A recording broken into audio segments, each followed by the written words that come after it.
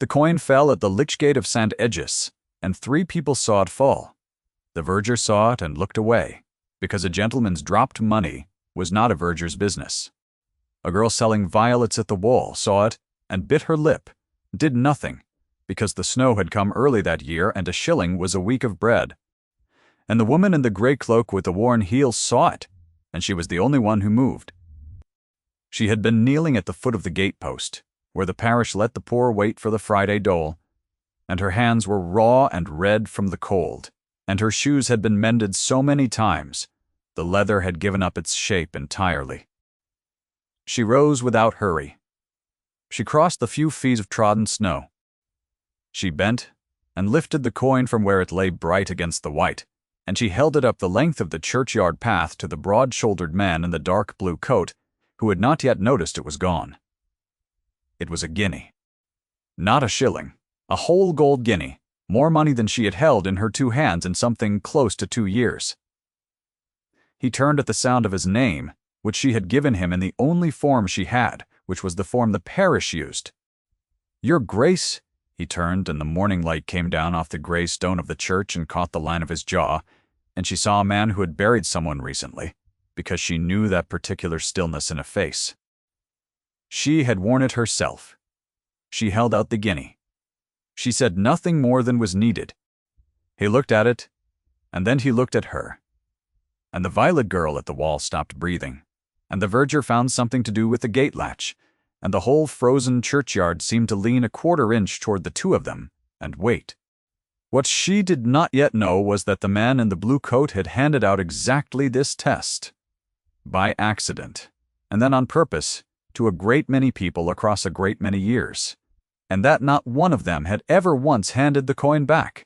Her name was Theodora Marbury, and 3 winters before this morning, she had not waited for any parish dole. She had poured tea in a drawing-room with tall windows.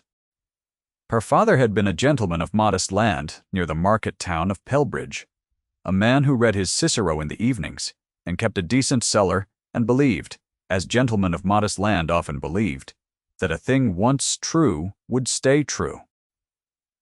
He had stood surety for a cousin's debt.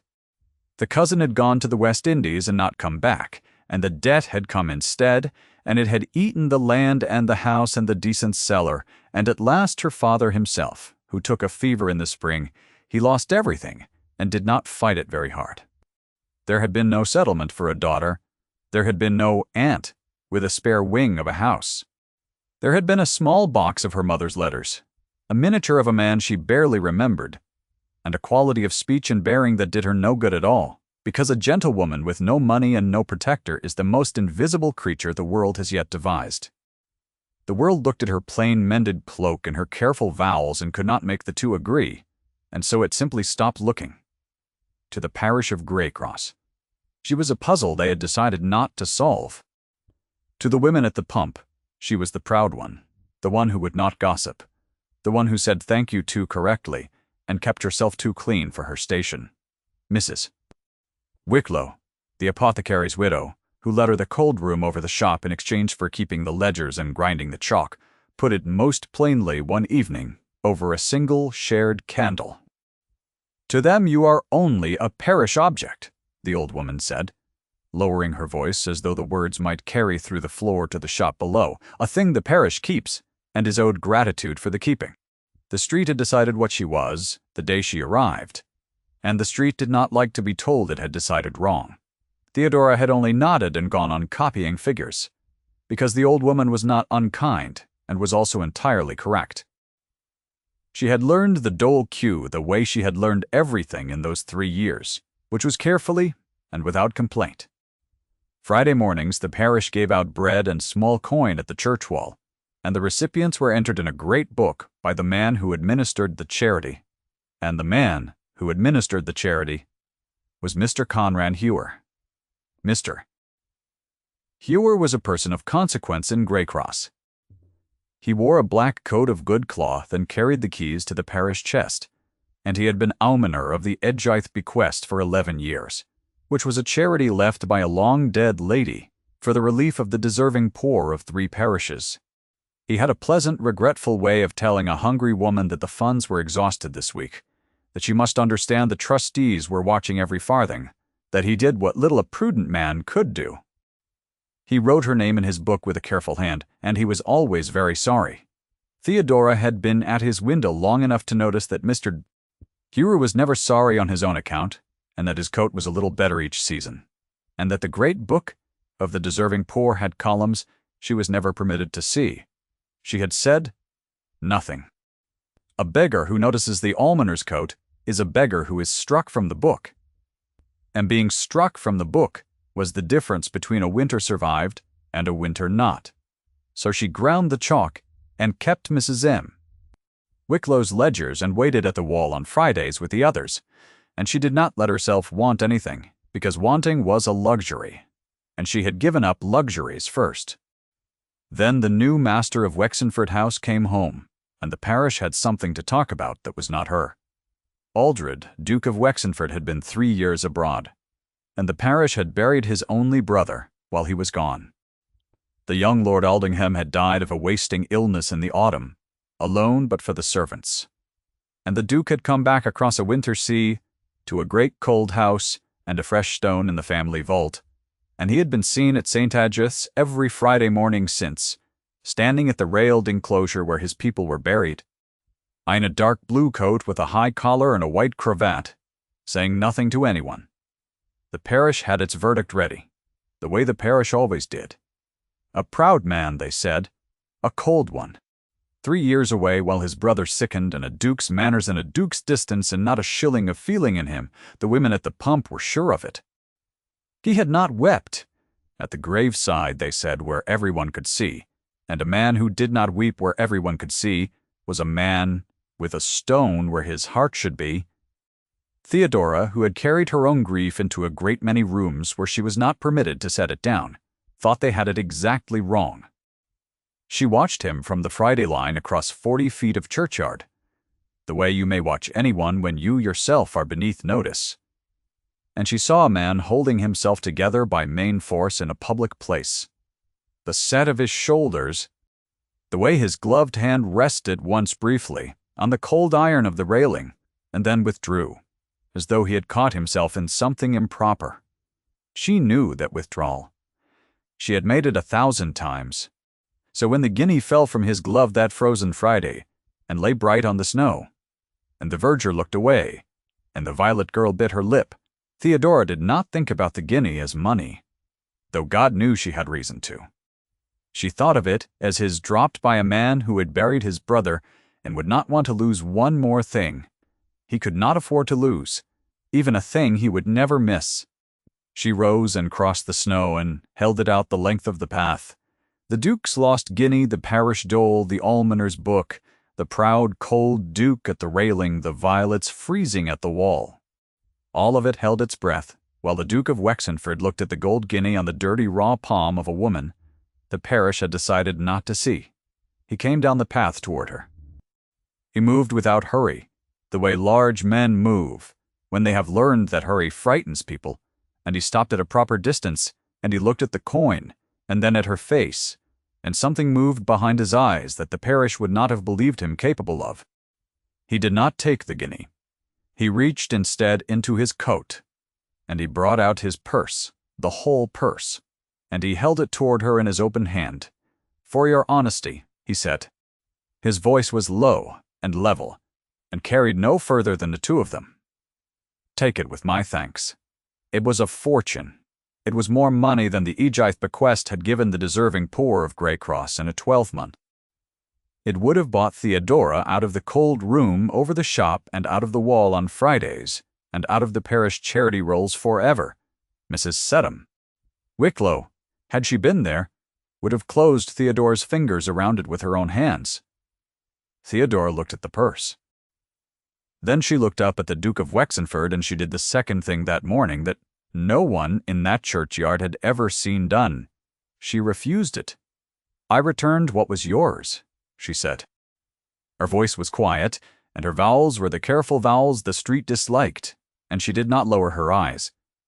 "I did not return it to be paid." "I am very cold, your grace.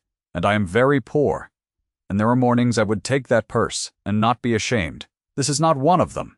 Keep your money. I wish you a good day." And she curtsied. A small and entirely correct curtsy, the kind a gentleman's daughter makes to a duke, and she turned and went back to her place among the waiting poor, and she did not look to see what he did with the purse. She felt his eyes on her back the whole way. She had not felt anyone's eyes on her in 3 years.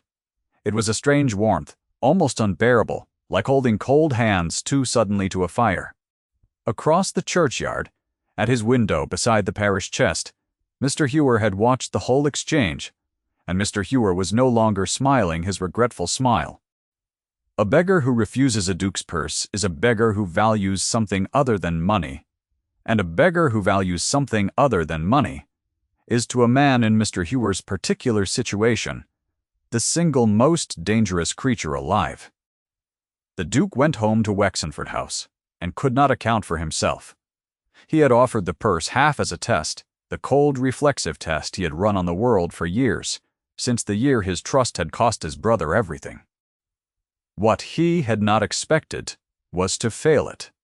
He had expected, as he always expected, to be proven right about people, and instead a woman with mended shoes had handed him back a gold guinea and refused his fortune, and wished him a good day, and the wishing had been the worst of it, because it had been sincere. He had a man make inquiries. Her name was Marbray. She was gently born, the daughter of a Pelbridge gentleman ruined by a cousin's debt, and she lodged over an apothecary's shop and kept the widow's books and waited the parish wall on Fridays, and she had refused. In 3 years of acquaintance with hunger, every dishonest shilling the parish had quietly offered a handsome destitute woman, and there had been such offers, because there always were. The Duke read the report twice. Then he folded it and put it in the drawer where he kept the few things he could not throw away, and the next Friday he came to St. Edgeth's, a quarter-hour early. She was at the wall. He did not go to the railing. He came to the wall, and the waiting poor went silent and rigid around her, and he stood at a proper distance and removed his hat, which a duke does not do for a beggar. And he asked her, very simply, whether she would do him the honor of cataloguing the library at Wexenford House, for which there was a fair wage and a warm room and decent meals, because his late brother had let the collection fall into disorder. And he could not bear to look at it himself, and could not bear to leave it. Theodora understood the kindness underneath the offer, and the difficulty underneath the kindness. A duke could not give charity to a young woman of good birth without ruining her name entirely. A duke could, however, employ a gentlewoman as a librarian, which was a respectable thing a reduced gentlewoman might honorably do, and the difference between the two was the whole distance between a kept woman and a free one, and he had found the one door in the wall that let her keep her dignity. She had not thought a man of his rank capable of noticing the door existed. She accepted. She gave Mrs. Sink, Wicklow, a month of evenings to teach the chalk grinding to the next lodger, and she carried her small box of her mother's letters, in the miniature she barely remembered, up the long drive to Wexenford House, and the great cold rooms swallowed her, and for the first time in 3 years she was warm at night. What the Duke did not tell her, and what the parish would not have believed, was the shape of the wound he carried into every room. His brother Edmund, the young Lord Aldingham, had been the trusting one of the two, the open-handed one, and the Duke had loved him the way a guarded man loves the only person he has ever stopped guarding.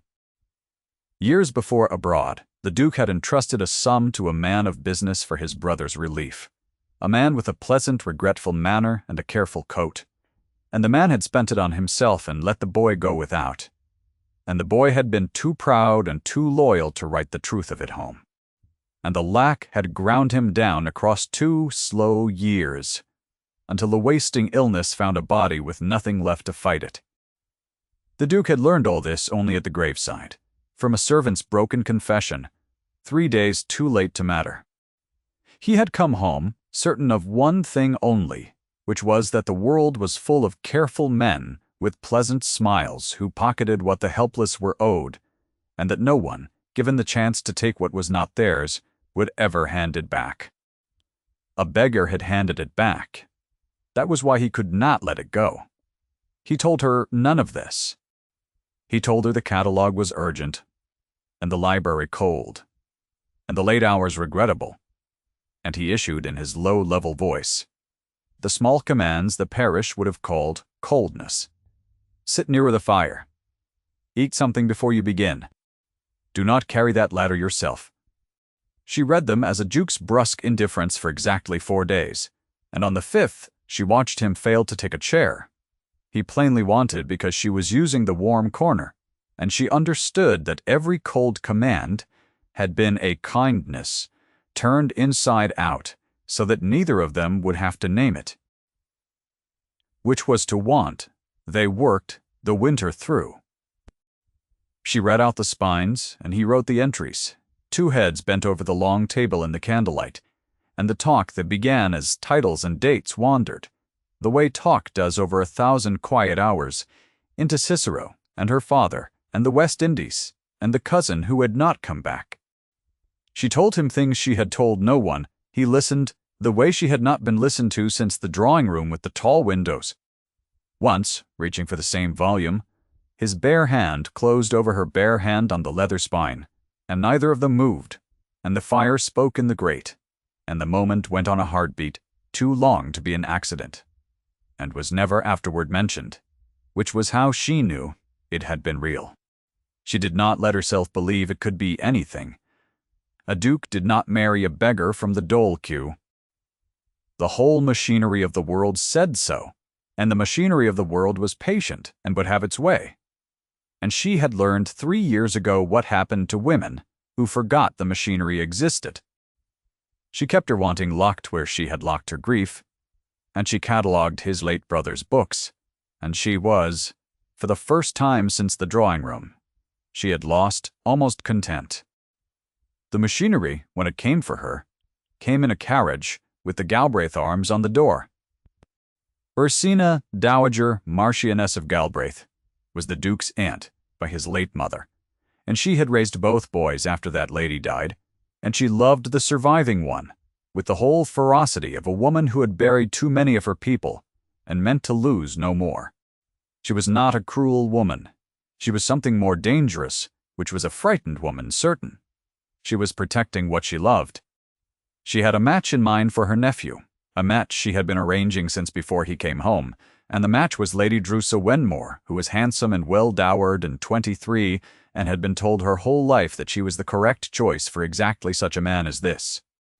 The Dowager arrived at Wexenford House with Lady Drusa in the carriage, and a parcel of certainties in her bosom, and she found a beggar woman from the parish charity installed by the library fire, with the Duke's own pen in her nephew's hand, and the parcel of certainties came open all at once.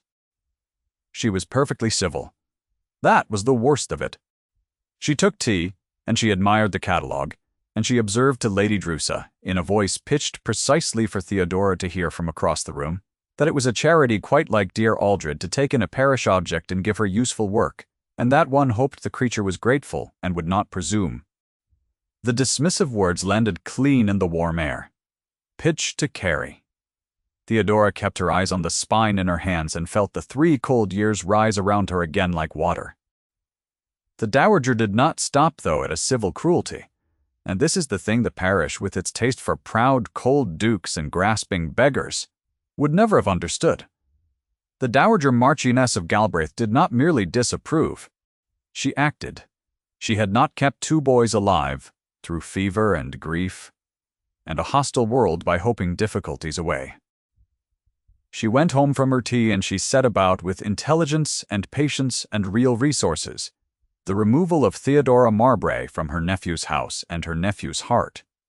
And she did not intend to fail. Her first stroke was clean.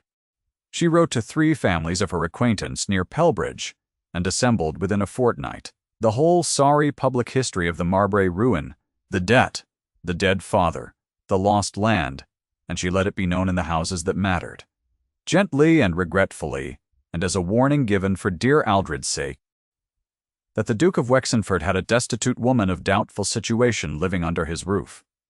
By the time the frost broke, the county had a verdict, and the verdict was not kind to Theodora. and it was not meant to be. Her second stroke was the one that nearly worked, because for her second stroke she found Mr. Conran Hewer. The careful man of Greycross had been waiting all this while for exactly such an ally. He had watched the beggar who refused a duke's purse rise out of the Friday line and into the duke's confidence, and he had not slept easily since because his great book of the deserving poor had columns that would not bear an honest reader. And because the only person in 3 parishes who had ever looked at his coat and counted the seasons was now warm by a duke's fire, and might at any moment mention to a duke what a clever, destitute woman notices. When the Dowager Marchioness made her quiet inquiries about the woman called Marbray, Mr. Trommen Hewer presented himself at her door with his careful coat and his regretful smile and an offer of useful information, and the two of them understood one another inside of 10 minutes, and a bargain was struck. He would give her a weapon. She would give him cover. The weapon was a lie built on a truth, which is the only kind that holds. The Edgeworth bequest had funds, and the funds had a record, and somewhere in 11 years of Mr. Bright Hewer's careful book, a great deal of money had gone where it ought not to have gone. He could not undo that. He could, however, write a new page. He entered in his own neat hand a record showing that on 3 occasions across the past 2 winters, sums of parish charity had been signed out for the relief of one Theodora Marbray, lodger over the apothecary's shop, and signed back as received, and that the sums were larger than the record of relief actually paid. On paper, in the almoner's neat book, the beggar who had refused a guinea became a woman who had been quietly taking parish money and falsifying the receipt of it. It was monstrous. It was also, on the page, entirely convincing because the page was in the hand of the man the trustees trusted, and because the woman it accused was poor and proud and friendless, and had no way on earth to prove a negative. The Dowager did not even have to spread it. She had only to arrange that it be discovered, and to arrange that it be discovered in the one room where Theodora's whole new life would burn for it. The room was the great drawing-room of Wexenford House, and the occasion was a dinner the Duke gave at the first thaw for the families of the county, the first time he had opened the house since his brother died. The Dowager had pressed for it. "Re-enter society," she had told him, "for your own sake and your brother's memory." And he had agreed, because grief makes a man agree to things, and because some part of him wanted the county to see the woman who catalogued his library, and understand, without his having to say it, what he had begun to understand himself. A housemaid found Theodora in the library an hour before the guests arrived, and told her kindly and in a frightened whisper what was being said below stairs, because the maid liked her and thought she ought to be warned. "They are saying the Marchioness called you a parish object to the cook's own face," the girl reported, "and that you have no business at a gentleman's table, nor near a gentleman's son," and the housekeeper agreed with her. Theodora thanked the maid and asked her to go down before she was missed, and she sat a while with the verdict the maid had carried up the stairs. The same verdict in the same words she had heard at her landlady's candle, and across the Dowager's tea, arriving now a 3rd time from a 3rd mouth, the way a thing the world has decided always arrives, from every direction at once. Lady Drusa Wenmore was seated at his right. Theodora was not seated at all. A librarian does not dine with the county. She was to be in the house.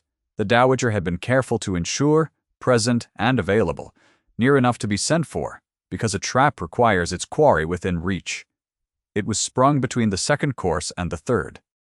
A trustee of the Edgeworth bequest, an honest, stupid country gentleman whom Mr. Hewer had spent a fortnight horrifying with the discovery in the book, rose at the Duke's own table, full of port and righteousness, and said that he was sorry to raise an ugly matter in such company, but that it touched the honor of the house, and that the Duke ought to know there was a thief living under his roof. He had it on the almoner's own records. The woman Marbray had been taking the bread out of the mouths of the parish poor for 2 winters, and signing a false hand to cover it. And now she sat in a duke's library drawing a duke's wage, and somebody had to say it, and he was sorry, but there it was. The careful word went round the table like a draught under a door. Thief. The Dowager Marchioness made a small distressed sound and put her hand to her breast and said, "Oh, The poor man must be mistaken.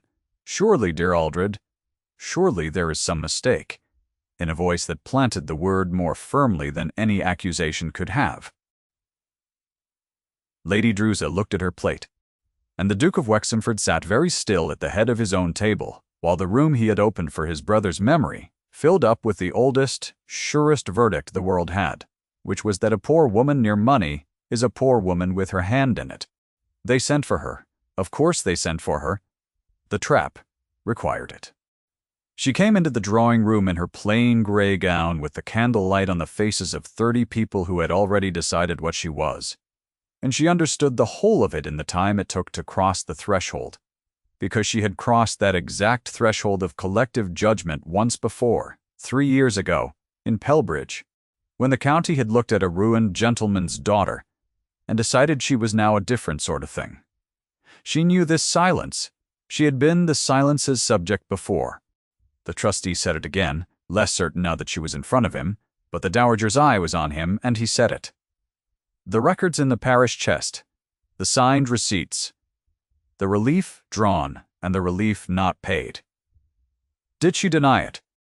This was the moment the niche the world ran on required her to weep, or to flee, or to fall to her knees and protest her innocence in the helpless way of the helpless, which convinces no one. She did none of these. She stood very straight in the candlelight, and she was silent for a long moment while the fire spoke in the grate, and when she answered the only way a person with nothing left but the truth can answer, which is plainly, "I have taken no parish money," she said. "I waited at the wall at St. Edgith's for 3 years, and I took the bread that was given, and never once a coin that was not. Mr. Hewer keeps the book. I cannot open his book against him, for I am poor and he is trusted, and the world is built to believe him and not me." She paused. "I have been believed against before in my life, and I learned that there is no use in shouting at a verdict. So I will not shout. I will only say that I did not do this thing, and ask whether any one person in this room, before they brand me, will look for whether it is true." And then she did the thing that turned the room. And she did it not by luck and not by rescue, but by a habit of integrity she had built across 3 friendless years, one Friday at a time. She turned to the Duke, and she said, "You sent a man to inquire about me when first we met. You told me so yourself. Send him again. Mr. Hewer's book says I drew relief on 3 named days across 2 winters. Mrs. Wicklow keeps her own ledgers. 4.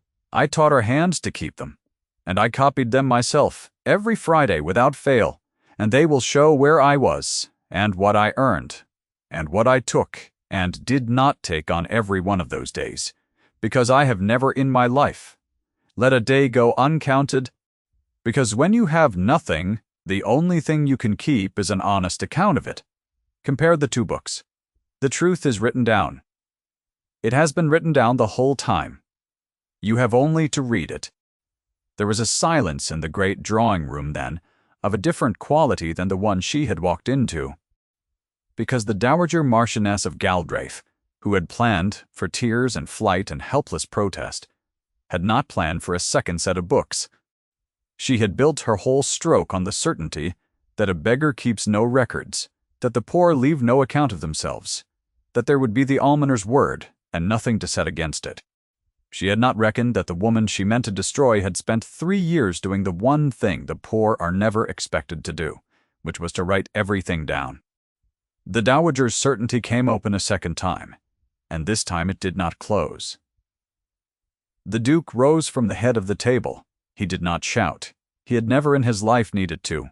He sent that night by his fastest man for Mrs. Bott, Wicklow, and for her ledgers, and he sent a second man with authority to take up the great book of the Edgith bequest from the parish chest before any careful hand could reach it, and he posted a third at the chest itself, with instructions that Mr. Says, Conran Hewer was not to be permitted near it on any pretext whatsoever.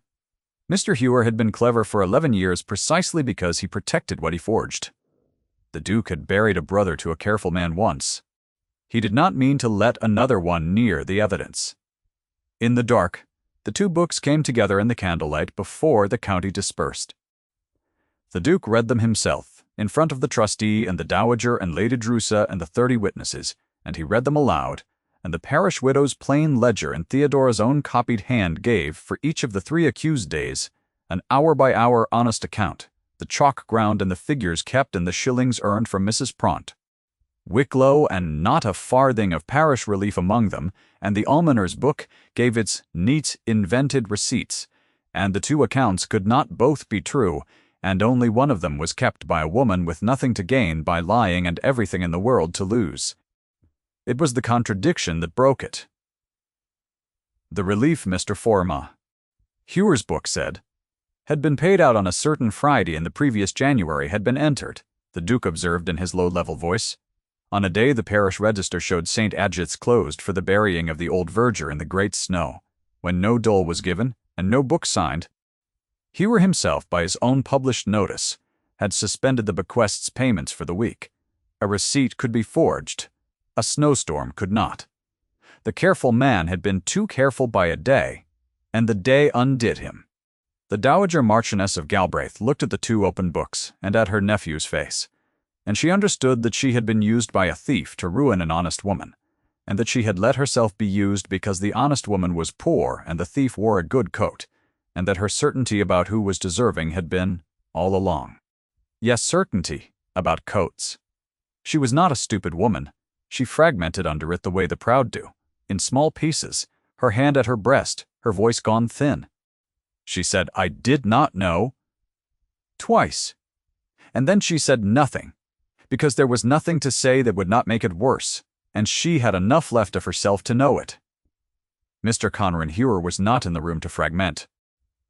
He had heard from a sympathetic footman that the Duke had sent for the parish chest, and the almoner had done the one thing his whole careful life had taught him, which was to be elsewhere when the books were opened. He was on the Pelbridge Road before midnight. The Duke did not pursue him to the page of an indictment. He did better, and it was the only stroke against the man that the trustees ever needed. He had the great book of the Edgeth bequest open to the county the following week. Every column, the columns Theodora had never been permitted to see, and 11 years of a careful man's careful theft, stood plain on the page for the deserving poor of 3 parishes to read, and the trustees who had trusted him did the reading. And the bequest passed into honest hands, and Mr. Hewer's name in the careful country of Greycross became a thing, said the way one says, a draught under a door. That was the following week, however. On the night of the dinner there was still a thing left undone, and it was the only thing that mattered, and the Duke of Wexenford did it in the same room where the county had branded her, because a verdict given in a room must be answered in that room, or it does not heal. He crossed the drawing-room to where Theodora stood in her plain grey gown. 30 people watched him cross it. The Dowager watched, her certainty in pieces around her. Lady Drusa watched, and to her credit, when the Duke's recognition came, she met it without spite, because she too had been told her whole life she was the correct choice, and was only now beginning to suspect that correct and chosen were not the same word. He crossed the whole length of the room, and he stopped before Theodora, and in the held silence of the watching county, he used her name for the first time in his life. And her given name in his low-level voice was the kindest sound she had ever heard. "Theodora," he said. Then into the silence, the calibrated and irrevocable thing, 12 words and not one more, spoken in the room that had judged her so that the room could not unhear it. "This is the woman I intend to marry."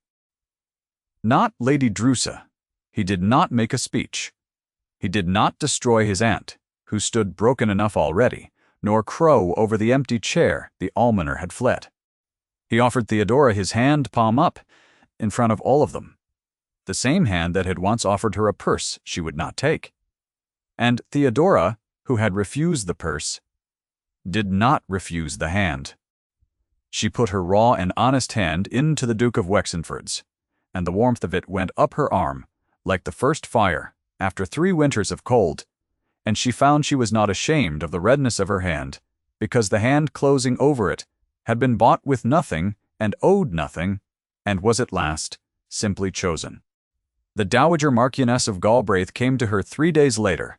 This, too, the parish would not have predicted, for the parish liked its villains, punished and gone. The dowager was not punished and not gone. She was corrected, and she was the kind of woman who, once she saw a thing truly, could not unsee it. She came to the library with her certainty laid down, and she said plainly, for she was a plain woman under the frightened armor, that she had been protecting Aldred from the wrong danger her whole life, that she had guarded him against the poor and the unknown, and had let a smiling man in a good coat near the very heart of him twice, and that she was ashamed, and that she had come to ask the woman she had wronged whether there might be room, in time, for an old aunt to learn a new account of things. Theodora, who knew better than anyone in England what it cost to be looked at wrongly, and what it was worth to be at last looked at right, gave her the room. They were not friends that day. The dowager came to the wedding even so, and stood near the front, and wept where everyone could see, and the parish, watching, revised one of its verdicts at least. They were married at St. Edric's in the spring at the church where the guinea had fallen, and the violet girl from the wall sold violets at the gate, and was paid in a whole gold guinea by the new duchess, and told to keep the change, and Mrs.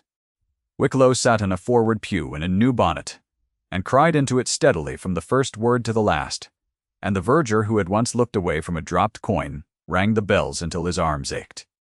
The county came, because the county always comes when the verdict has changed, and stood and watched a reduced gentlewoman from the dole queue become the mistress of Wexenford House, and found, the way the county always finds when its judgment is overturned, that it had known all along she was something fine. That was not true. They had not known. It was a kinder lie, though, than the one they had told before, and Theodora let them keep it, because she had learned across 3 friendless winters, and one that changed everything, that a person can afford to be generous with the truth once they no longer need anyone else to believe it. The library catalogue was finished by midsummer.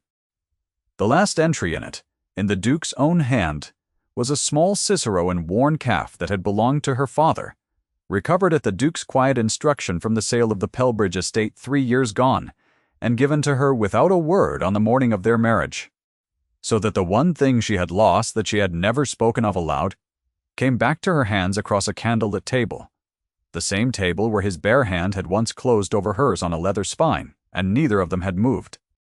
And on a winter evening, a year after the guinea fell, with snow at the tall windows and a fire honest in the grate, the Duke of Wexenford sat in the warm corner of his own library, which he had at last stopped, surrendering because she would not let him be cold for her sake any longer, and watched his wife read aloud from her father's Cicero in her careful gentlewoman's vowels that the parish had once disliked, and that he had come to listen for the way other men listen for music.